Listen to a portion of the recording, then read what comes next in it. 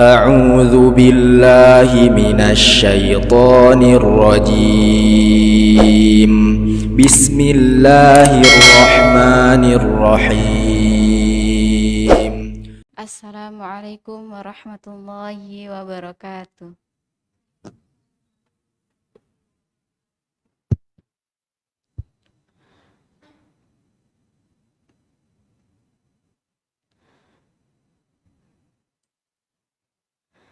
Teman-teman,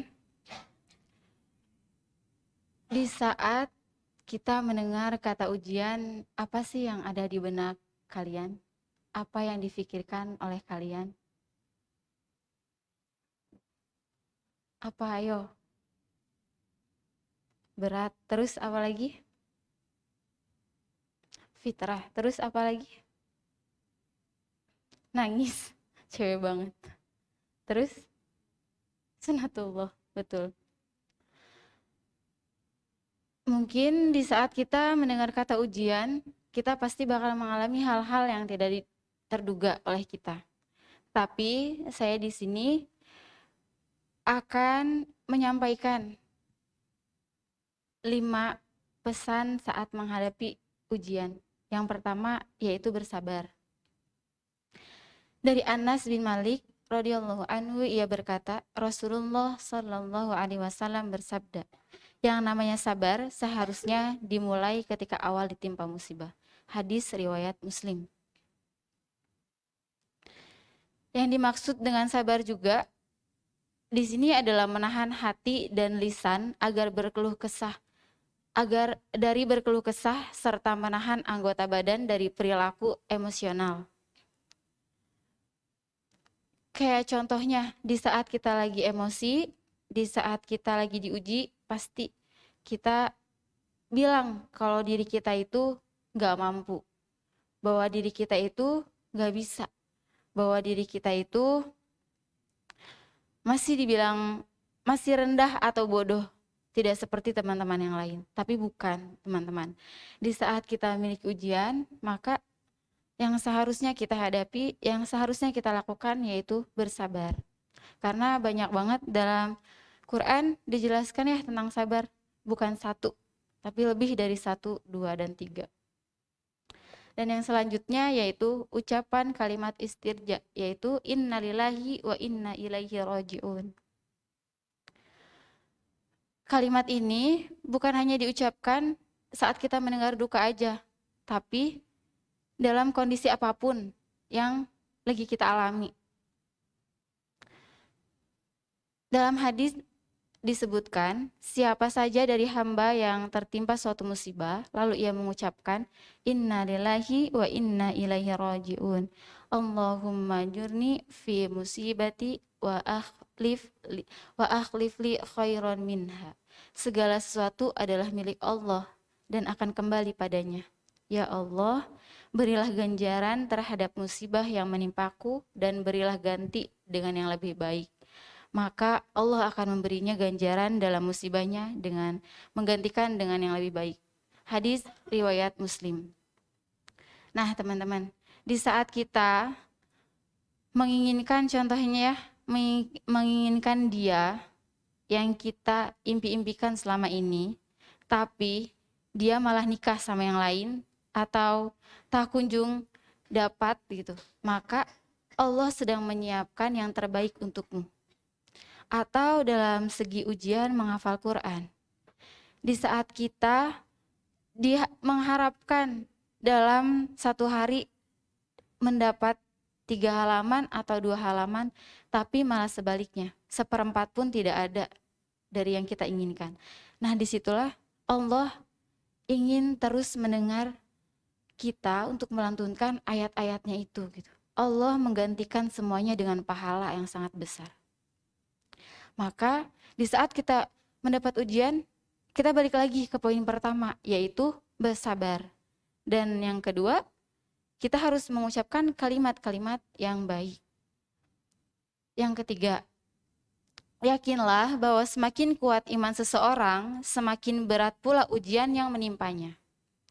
Dari Mus'ab bin Sa'id, seorang tabi'in, dari ayahnya ia berkata, Wahai Rasulullah, manusia manakah yang paling berat ujiannya? Rasulullah Shallallahu Alaihi Wasallam menjawab, para nabi. Kemudian yang semisalnya dan semisalnya lagi. Seseorang akan diuji sesuai dengan kondisi agamanya. Apabila agamanya begitu kuat, maka semakin kuat pula ujiannya. Apabila agamanya lemah, maka ia akan diuji sesuai dengan kualitas agamanya. Seorang hamba senantiasa akan mendapatkan cobaan hingga dia berjalan di muka bumi dalam keadaan bersih dari dosa. Hadis riwayat Tirmidzi. Yakinlah teman-teman, di saat kita dapat ujian dari Allah, pasti Allah menetapkan pahala yang sangat besar untuk kita dan menaikkan derajat kita.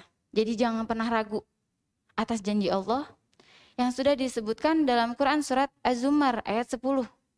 Sesungguhnya hanya orang-orang yang bersabarlah yang dicukupkan pahala mereka tanpa batas.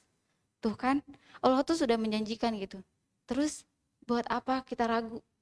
Itu tuh bisa jadi dari setan. Bisa jadi karena kitanya terlalu panik gitu akan ujian yang Allah kasih. Padahal kalau misalkan kita balik lagi dengan kata sabar, Allah akan mengganti dengan semua yang lebih baik. Allah akan meninggikan derajat kita, Allah akan memberi pahala yang lebih besar.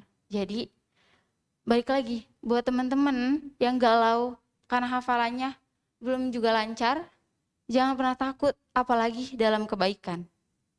Masa kita nggak mau berlama-lama dalam kebaikan?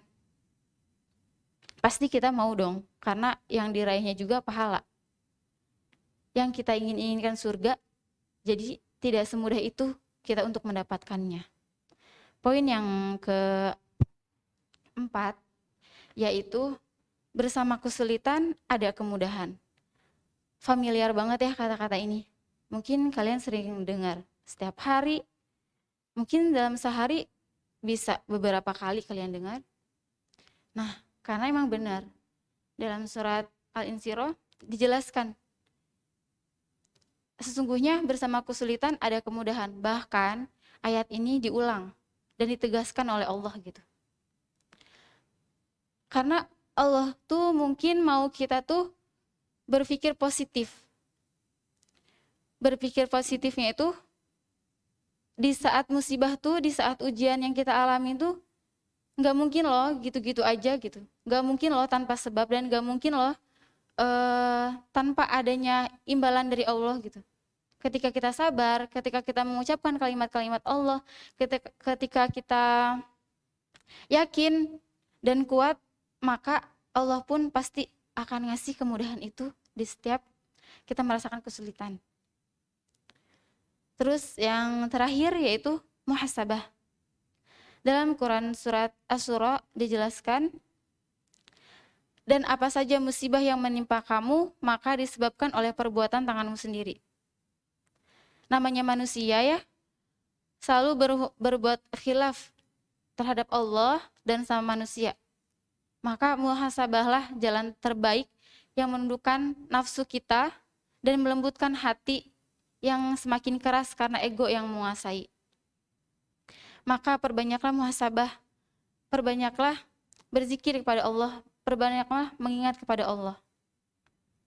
Karena ujian itu datangnya tanpa kita duga-duga, tanpa kita sangka-sangka. Di saat kita lagi bahagia pun itu ujian. Bagaimana caranya kita mengatasi itu semua?